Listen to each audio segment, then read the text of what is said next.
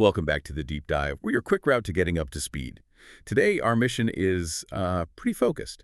We're doing a strategic debrief on SDGC25 Day 1, that's Wednesday, October 15th.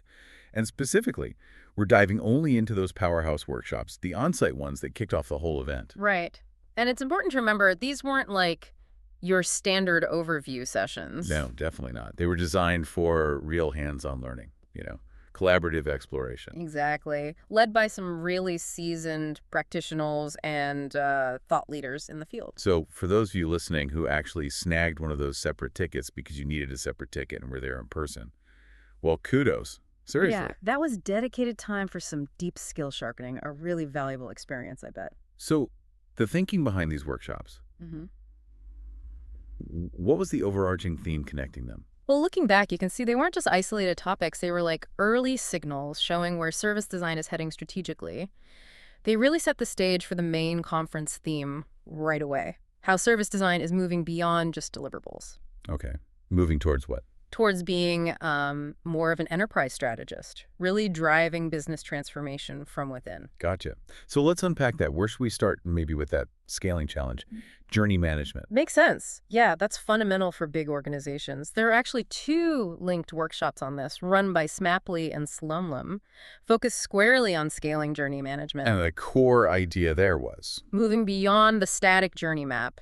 Everyone has one, right? But often they're just artifacts. Beautiful, but maybe gathering dust. Exactly. So the facilitators, including Mark Stickdorn, Smapley's founder and CEO, they pushed attendees to think differently, to treat the journey map not just as a document, but as a strategic information system.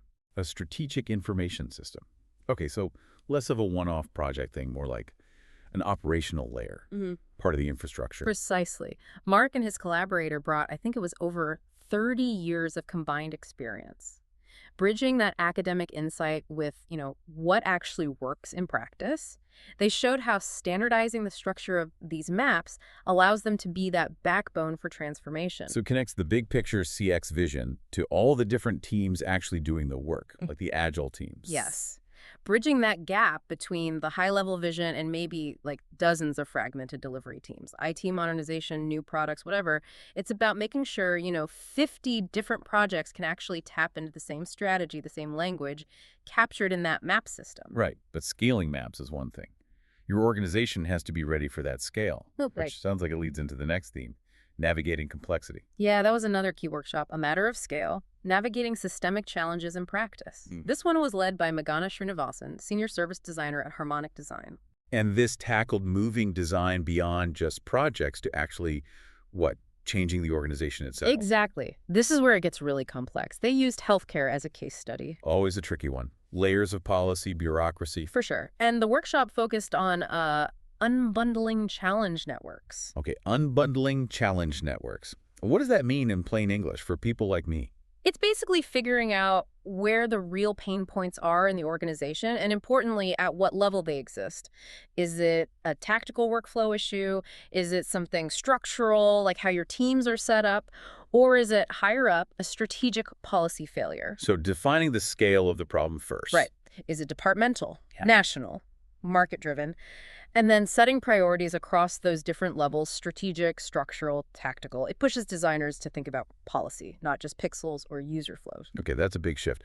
Now, looking even further ahead, AI. There were 2 sessions on this. Yes, future-focused stuff. Designing with AI, embracing an AI-first approach. And this proposed a pretty radical change for the designer. How so? Well, this workshop, led by Marcus Edgar Hormus and Leighton Luckey, ran what they called an AI-first simulation. The idea was the AI did the heavy lifting of the design cycle, the research, the analysis, even initial ideation. Wow. So the AI does the research and ideas.